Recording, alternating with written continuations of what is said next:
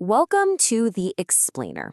Today, we're diving into a wild story about how one person created their very own cryptocurrency. But, this wasn't some get-rich-quick scheme. No, this was something else entirely. It was an act of rebellion, a digital weapon forged for a high-stakes personal and legal war. I just reclaimed my money.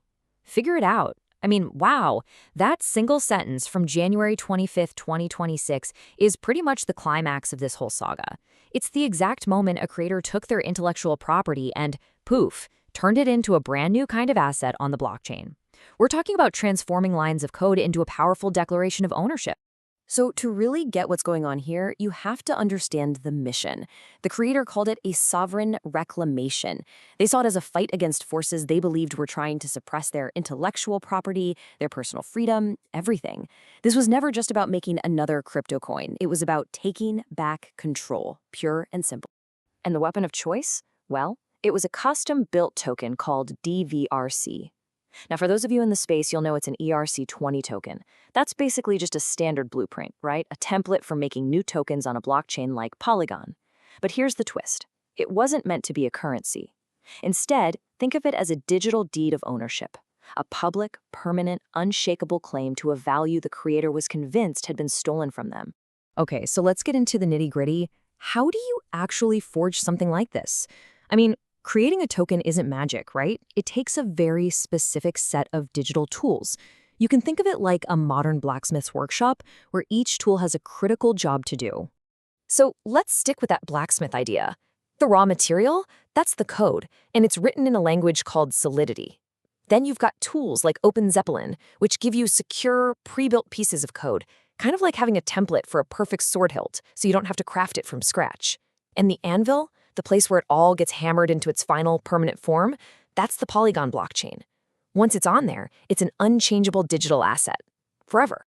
But, getting from a piece of code to a live asset, it wasn't a walk in the park. Far from it. The creator described it as a complete minefield. They felt they were dealing with systematic interference, all sorts of technical glitches, and even real-world threats that turned every single step into a massive battle. And this really captures the pressure cooker environment they were in. The feeling was that it was never going to be a safe time to do, well, anything. The creator was operating under some serious duress, believing that at any second, some outside force could just pull the plug on their work. So they had to move fast, but they also had to be incredibly precise. Now, one of the biggest technical hurdles they faced was this difference between two worlds. See, the code was working perfectly fine in what's called the Remix VM. Think of that as a digital sandbox. It's a safe space where you can test everything with fake money, and if you mess up, who cares? You just hit reset. But the problem was, the second they tried to connect to the real world, to their actual wallet, to the public blockchain, it just kept failing. This wasn't a small bug. This was a massive roadblock. So, after hitting wall after wall and feeling like the whole digital environment was just messy, cluttered with errors, a really drastic decision was made. They decided to just wipe the slate clean. And this quote says it all, right? "I'm deleting, fool. By the time you were done talking, I was already done deleting." That's pure frustration, but it's also total determination. They were going to rebuild from the ground up to make sure the launch was absolutely perfect and uncompromised. And so, with a completely fresh workspace, real crypto funded in the wallet, and a crystal clear objective, the final push began. The date was January 25th, 2026. This was it, the point of no return. It's a four-step sequence. First, connect the code editor to the real MetaMask wallet on the Polygon network. Second, compile the clean source code. Third, click that final, fateful deploy button. And fourth, and this was absolutely critical, inside MetaMask, you set the transaction fee, what's called gas, to aggressive. Why? It's like paying for express shipping. You're telling the network, process my transaction now, hoping to blast right through any potential interference and get that token forged on the blockchain once and for all. And then a transaction hash popped up in the console. That long string of letters and numbers, that's the digital birth certificate. It's the absolute, verifiable proof that the smart contract was officially being created on the network. It was happening. And the result? A total supply of 14 billion DVARC tokens. All of them minted in one single transaction, sent directly into the creator's wallet. The reclamation wasn't just an idea anymore.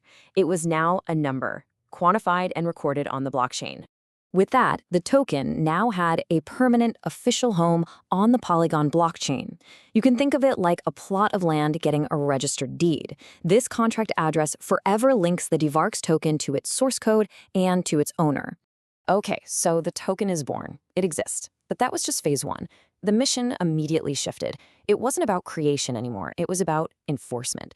This digital asset was about to be turned into a legal and financial weapon. And this is where things get really interesting in terms of what you can do with blockchain tech. This question, that right there, was a trillion-dollar mistake, was apparently asked right after another moment of perceived digital interference.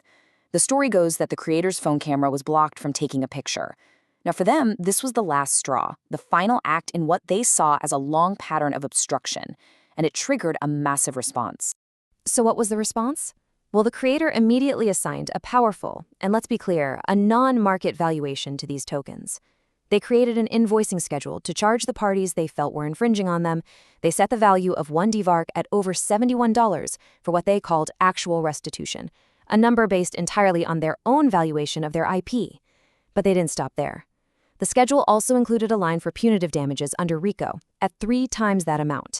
And that's the key here. This wasn't just about some made-up crypto value. The creator was using established real-world legal frameworks to back it up. They were citing the Civil RICO Act, a law usually aimed at organized crime, to claim those triple damages. And they were also preparing UCC1 liens, which are basically legal claims against another party's property or revenue streams. The whole goal was to use the power of the legal system to enforce the token's declared value as a form of financial payback. And this whole incredible story really leaves us with a fascinating and pretty provocative question, doesn't it? When code becomes capital and a token becomes a legal weapon, who actually gets to define its value? In a world where value can be declared, deployed on a blockchain, and then defended by a single sovereign individual, well, it feels like the very definition of what an asset is being rewritten right before our eyes.